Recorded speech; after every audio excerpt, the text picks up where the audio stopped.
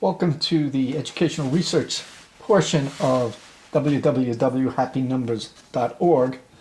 Today's video is dealing with another way of presenting graphically data, another way of presenting data set graphically, which are box plots and a 5-number summary. And box plots are very useful. Histograms are really useful for presenting one data set and taking a look at that. But box plots can present the data, a graphic representation of data in one data set, but it's very good in comparing data sets. Some prior knowledge you might, to fully benefit from the video, it's necessary that you are familiar with the median and how to locate it, and the interquartile range. And there are videos. The one that deals with measures of center or central tendency will cover the median, and then there is a video on the interquartile range. So if you're not familiar with those, you may want to look at those first. Well, okay, let's take a look at the 5-number summary and box plots. Okay, the 5-number summary, and this is a pretty neat little thing. In talking about spread, we've discussed the concepts of the two extreme data points in a data set: the minimum, the lowest, and the maximum, and that's called the range. And then we've talked about the quartiles: the first quartile, which is the 25th percentile, the median, and of course the median could be the second quartile, but it's referred to as the median, and the third quartile, which gives us the interquartile range. And we have a video on that. If you haven't seen that, then you probably want to look at that video first. Now, the combination of all 5 numbers, the minimum, the first quartile, the median, the third quartile, and the maximum, is called the 5-number summary, and provides a quick numerical description of both the center, how data tends to move around the center, and the spread of a distribution. And this is used when the median is the measure of the center or central tendency. This is used when the median is the measure of central tendency. Okay, let's take a look at our Best Actress Oscar winner data again. This is the data set from the lowest all the way up to the highest. And here's the 5-number summary. The minimum, the lowest score, is 21. We have already computed the first quartile, which is 32, the median, which is 35, the third quartile, which was 41.5, and the maximum.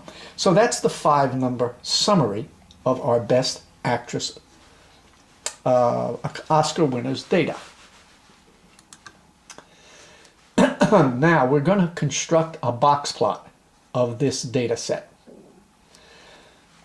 The central box spans from Q1, first quartile, to Q3. So this is Q1, and it was about 32, and this is Q3, which is about 41.5. So a line is drawn at Q3 and a line is drawn at Q1, and it's connected in a box. The width of the box is irrelevant. It doesn't carry any information, but this tells us the difference between Q1 and Q3. So the height does mean something, but the width doesn't mean anything. This could have been very much shorter, the width, but it doesn't matter. So the next thing, so you would construct that, you would draw your axis, and we're talking about age here, so we put our ages, and then you would draw Q3, which would be 41, in this data set, 41.5, and you would draw Q1, which is 32, and then you would just make a box out of it. Next, in the box, you would put the median. You would a line drawn in the box indicates the median. Now the median in this data set of the actresses was 35. So the median is down closer to Q1 than it is Q3. So you would represent where the median is. So you would draw that. Then you would draw lines that extend from the edges of the box to the smallest and largest observations that were not suspected outliers. Now in this data set we had 3 suspected outliers. None of them were below Q1, so we draw the line all the way down to 21 because that was the lowest age, the youngest age. But we only draw the top line up to 49 because we had 3 outliers. And then the outliers are represented by dots like that. So this is a box plot then of the actress Oscar winners. It has the box which contains 50% of all of the scores, or in this case the ages. We have the Q1 and Q3. Then we have a line down all the way down that represents down to 21, the youngest one. And our line going up goes up only to where there were no suspected outliers. And then outliers are put in like that. So the following information is visually depicted in the box plot. A 5-number summary, because we do have the minimum number, the minimum age, 21, we do have the maximum, and we have Q1, the median, and Q3. So we have the 5-number summary all appearing right there. We have the range and the interquartile range. We know the range is from 21 to 80, and the interquartile range is from Q3 to Q1. And we have our outliers depicted. So that is our box plot. Now, side-by-side comparisons. This is a box plot. Graphic representation of data is best done by histograms, but box plots are very useful for the side-by-side. So we're going to take our actors and actresses Oscar winners here, and we've divided the data set into the 2, so actors, and we have the 5-number summary. The minimum age for actors was 31. The first quartile was 37. The median age for the actors Oscar winners was 42.5. Q3, third quartile, was 48.75, and the maximum was 76. And that's plotted right here. That's plotted right here, and we can see that we have one outlier. We have Q3, we have the median, we have Q1, we have the minimum and the maximum.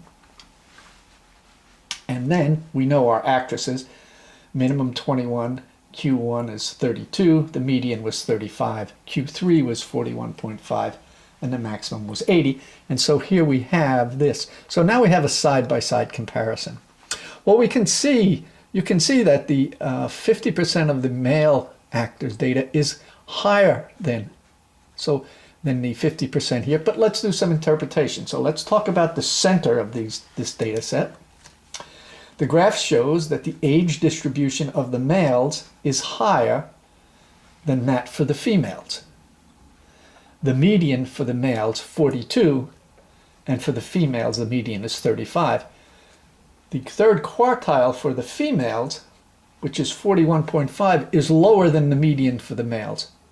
So our conclusion here about the center is the actresses win Best Actress Oscar at a younger age than the males do. They tend to win at the younger age than the males. Let's see what it tells us about the spread. Looking at the range of the data, there is more variability in the actress data because the range is 59 than the actors because the range is 45. However, the interquartile range shows more spread among males. The interquartile range here for the males is 11, and for the females it's 9.5. So the 50% of the data for the females tend to be more compact. So the conclusion among all winners, actors' ages are more alike than actresses' ages. However, the middle 50% of age distribution of actresses is more alike than the actors. And let's take a look at our outliers. There are outliers in both distributions, only one in the actors distribution, and that's age 76, and that was Henry Fonda on Golden Pond. But there are 3 outliers in the actresses distribution, 80, 74, and 64. And I don't know who they were. I know this was Driving Miss Daisy, I think, the female who was 80. I don't know what her name was, but I think that's who that was. Well, okay. Now, here we have two box plots. We have the average high temperature, San Francisco versus Pittsburgh. The average high temperature through the year. And here are the stats. For San Francisco, the minimum is 56.3 degrees. First quartile, 60.2. Median, 62.7. Third quartile, 65.35. And the maximum, 68.7. But take a look at Pittsburgh. Minimum, 33.7 degrees. First quartile, 41.2. Median, 61.4. Third quartile, 77.75, and the maximum, 82.6. Now, these are averages or mean temperatures. So let's take a look at the center. What does it tell us about it when we look at the center of the data? Both distributions have basically the same center. The median is 61.4, and the median in San Francisco, which is this date, is 62.7. So they're almost the same. They're almost the same in terms of their measure of center. But remember, the mean temperature is influenced greatly by extreme scores, whereas the median, which we're using here, is not. So these two distributions, although they're very, very different, this one varies a great deal. This one, San Francisco, the variance is very small. But since the median is the measure of the center, the median is just about the same. And if we take a look at spread, temperatures in Pittsburgh have much, much more variability. The range is 49. For Pittsburgh, the range is 49, and the temperature of the range in San Francisco is 12. And the interquartile range, the distance from the third quartile to the first quartile, is 36.5 degrees in Pittsburgh. In San Francisco, it's only 5 degrees. So the practical interpretation of the results we get is that the weather in San Francisco is much more consistent than the weather in Pittsburgh, which varies a lot during the year. And also because the temperatures in San Francisco vary so little during the year, knowing that the median temperature is around 63 is actually very informative. So if we know the median temperature in San Francisco is about 63 degrees, that's really important information because the temperature doesn't vary much in San Francisco. On the other hand, knowing that the median temperature in Pittsburgh is around 61 is almost useless, since the temperature varies so much during the year and can get much warmer or much colder. Now keep in mind that this example provides more intuition about variability by interpreting small variability as being consistent. So the temperature in San Francisco is pretty consistent, and large variability as lack of consistency. The temperature in Pittsburgh lacks consistency. And this example, we learned that the center of a distribution is more meaningful as a typical value of the distribution when there is little variability. When there is little variability. When there is large variability, the center tends to lose its practical meaning. Knowing that the median of the temperature in San Francisco is 63 degrees is really good, important information. However, knowing that the median in Pittsburgh is 61.4 degrees doesn't mean much because the data just varies so much. Well, those are comparisons of the box plots, and that's a very, very good way of using them. Well, that's it for box plots and the 5-number summary, and thank you very much, and we'll see you next time.